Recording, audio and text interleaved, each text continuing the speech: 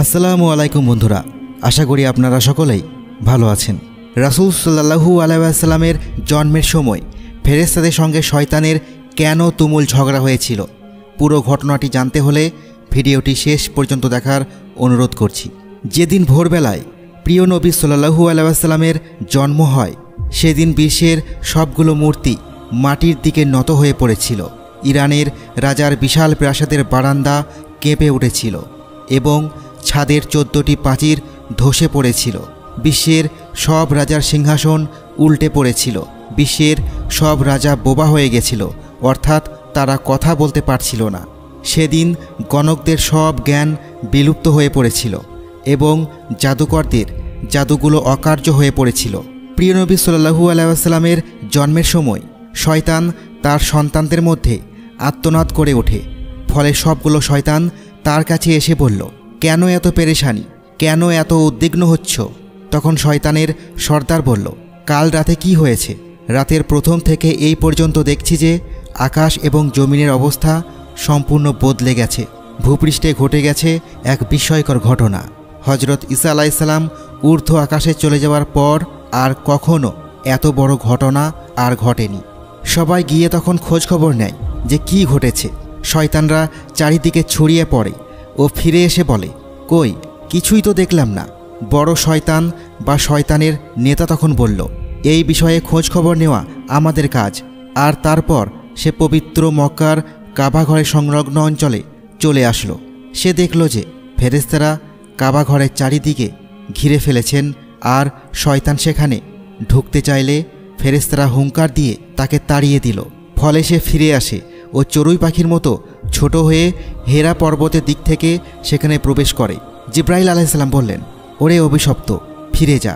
সে বলল, হে জিব্রাইল আলাইহিস সালাম, আমার আপনার নিকট একটি প্রশ্ন আছে। আপনি যদি দয়া করে প্রশ্নের উত্তর দেন তাহলে আমি চলে যাব। বলতে পারেন আজ রাতে কি ঘটেছে? হজরত জিব্রাইল আলাইহিস সালাম বললেন, কি ঘটেছে জানিস না? সর্বশ্রেষ্ঠ নবী হজরত মুহাম্মদ সাল্লাল্লাহু আলাইহি ওয়াসাল্লাম আজ রাতে জন্ম নিয়েছেন। এই পৃথিবীর সকল অন্ধকার এখন থেকে দূরীভূত হবে। শয়তান তখন প্রশ্ন করল, তার মধ্যে কি আমার কর্তৃত্বের কোনো অংশ আছে? তখন হজরত জিব্রাইল আলাইহিস সালাম বলেন, কোনো কালেও না।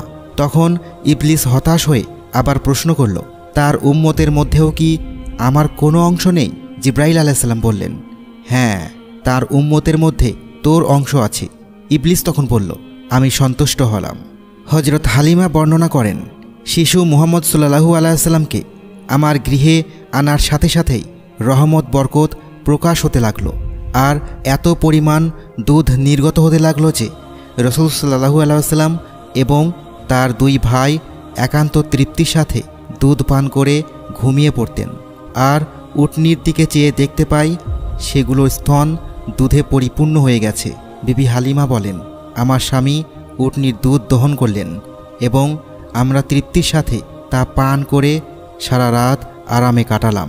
দীর্ঘদিন পর এটাই প্রথম রাত্রি যাতে আমরা শান্তিতে ঘুমিয়ে পড়লাম। আমার স্বামী বললেন, হালিমা, তুমি খুব সৌভাগ্যবান। তুমি এমন শিশু নিয়ে এসেছ যে বরকতের আধার।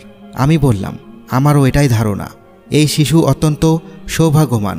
বিবি হালিমা আরও বলেন, মক্কা থেকে ফেরার পথে শিশু মুহাম্মদ সাল্লাল্লাহু আলাইহি ওয়াসাল্লামকে কোলে নিয়ে যে দুর্বল বাহনটিতে চলতে লাগলাম, মুহাম্মদ সাল্লাল্লাহু আলাইহি ওয়াসাল্লামের বরকতে বাহনটি এত দ্রুত চলল যে সবার বাহনকে হার মানালো। আমার সাথী মহিলারা আশ্চর্য হয়ে বলতে লাগলো, এটা কি সেই দুর্বল সাওয়ারি যার উপর আরোহণ করে তোমরা প্রথম এসেছিলে?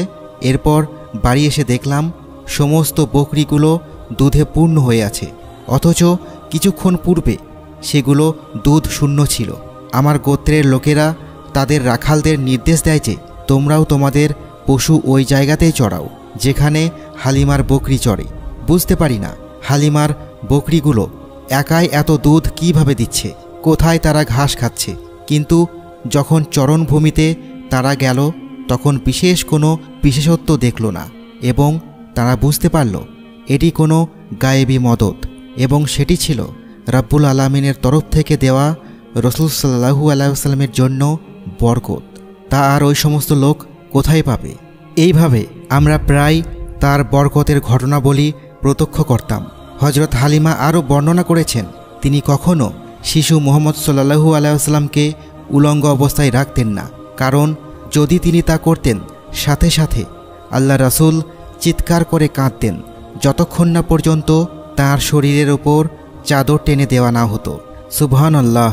হালিমা বলেন, যেদিন থেকে আমি জানতে পারলাম শিশু মুহাম্মদ সাল্লাল্লাহু আলাইহি ওয়াসাল্লাম উলঙ্গ থাকতে পছন্দ করতেন না, সেদিন থেকে আর কখনো আমি তাকে উলঙ্গ রাখিনি। বিবি হালিমা আরও বলেন, শিশু মুহাম্মদ সাল্লাল্লাহু আলাইহি ওয়াসাল্লামের গৃহে থাকাকালীন কখনো উভয় স্থান থেকে দুধ পান করেননি।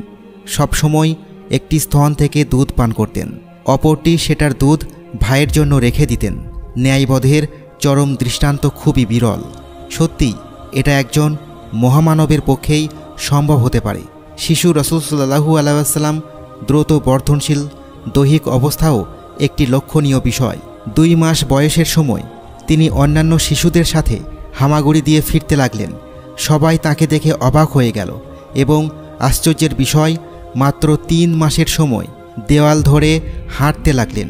আল্লাহ রাসূল সাল্লাল্লাহু আলাইহি ওয়াসাল্লামের যখন 5 মাস বয়স হলো, তখন যেখানে অনেক শিশু বসতেও পারে না, সেখানে আল্লাহ রাসূল বিনা অবলম্বনে দ্রুত হাঁটতে শিখলেন। 7 মাস বয়সের সময় তিনি ফিরতে লাগলেন এবং মাত্র 8 মাস বয়সের সময় তিনি কথা বলতে সক্ষম হলেন, যা পৃথিবীর ইতিহাসে বিরল ঘটনা।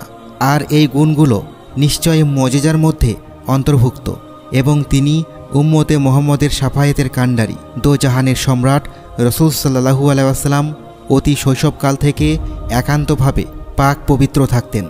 সাধারণত তিনি কখনো বিছানায় প্রস্রাব পায়খানা করতেন না, যে পর্যন্ত না বিবি হালিমা তাকে দাঁড় করিয়ে প্রস্রাব পায়খানার জন্য প্রস্তুত নিতেন। রাসূল সাল্লাল্লাহু আলাইহি ওয়াসাল্লামের দুধমাতা হালিমা বর্ণনা করেন, শিশু মুহাম্মদ সাল্লাল্লাহু আলাইহি ওয়াসাল্লাম সর্ব অবস্থায় পাক পবিত্র থাকতেন, যা ছোটবেলা থেকেই আমি তাকে দেখতে পেয়েছি।